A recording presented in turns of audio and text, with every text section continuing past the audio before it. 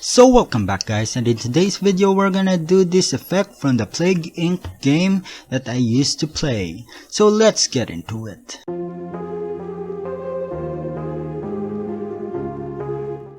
So we're here in hitfilm Express 14. So we're gonna do that effect. All you need is a shot, like a drone shot of your city or any city.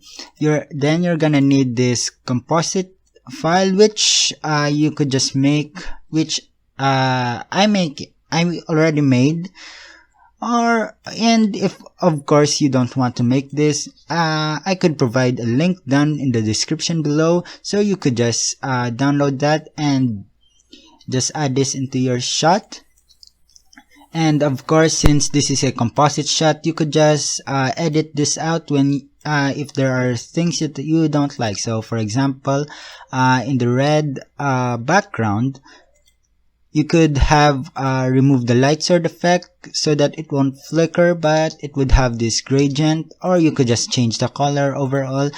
But I would use this one in our effect. And lastly, what we need is this cloud. It just adds for the effect that I'm going to achieve. It's just a little detail, but I could also give you that one. This smoky cloud, which I'm just gonna call this a smoky cloud or portal cloud. You could have this, you could just get this from Particle Illusion. I don't know if you have heard it, but it's a free software. It's also a free software that has so much particles that you could use. It's a free software, if I didn't mention that before, and you could just download that. There's a link down in the description below, but if you don't want to download it, so you could just download this cloud effect. So let's start. Let's make a composite shot, name this into Plague Inc., and then just enter. Then drag down your clip, and we could just edit that. I didn't anticipate, so let's just make that 10 seconds. So as you can see, it's just a drone shot. So in order for me to make this, I'm just going to search for brightness and contrast, pump up a little just to improve the shot. So okay, that's nice for me. Let's add a hue, saturation, and lightness. Drag this to the clip, go to masters. Let's just make it a little bit more warmer. Okay, saturation, and there you go. I could decrease the lightness. Okay, and okay. So let's add a new point layer, and let's go to tracks on your clip. Let's track this one. So an advice for this effect is to find somewhat a part of your shot that is always visible all throughout the clip. So the best for me is this one, I guess. I mean, there's more, but I would like this one. And you'll just press this one and wait for your track. And there you go. So as you can see, it's well tracked. Now let's change the layer to the new point and apply. So the next thing we're going to need is the radioactive. So go to the viewer panel and scale it down. So let's scale down to 50. Nope, a little more smaller. Okay, I could just use that big. And let's see if it... Okay, I forgot to parent it to the new point. And there you go. So it's that simple. But let's add a little more effects. So for example, we're gonna need a shake. Change the amount to 80. Change the speed to 0.3, I guess. Let's go to individual controls, 0 the X shake and the tilt shake. We're just gonna need the Y shake so that it would go up and down. So Okay, and okay. So since it's moving, we could just move it a little bit more up. And okay. Okay. So let's add our animation now. So we have animated it, but we don't have an outro for it. So let's add our smoky cloud. Okay, let's just decrease it. Control Shift D, delete this excess part and just put it on the end.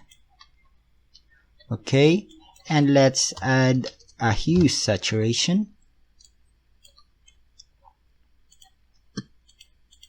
Okay, so let's change that color to somewhat red.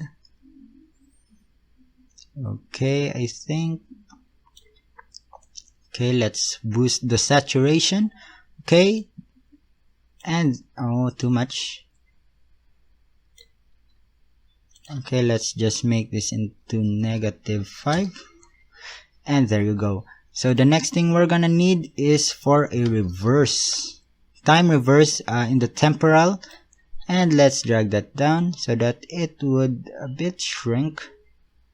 Okay, so let's add something. So for example, let's just move it first. Let's move that there. Change the scale a bit. Okay, you could move that there. Increase this. Change the scale. Make a keyframe. Make the scale to 0 and change this to 0. Let's just move that there. And there you go. So we're going to have that effect. Okay, I think that's a bit too fast. Let's just move this a bit more. Okay, that's a little too small. Let's increase the size a bit. Okay, and there you go. So it would. Okay, so in this part, in the biggest part, let's just go to let's just make a scale, and let's make that to 0. So that's a keyframe, and there you go. So it would shrink with it. So let's check that one.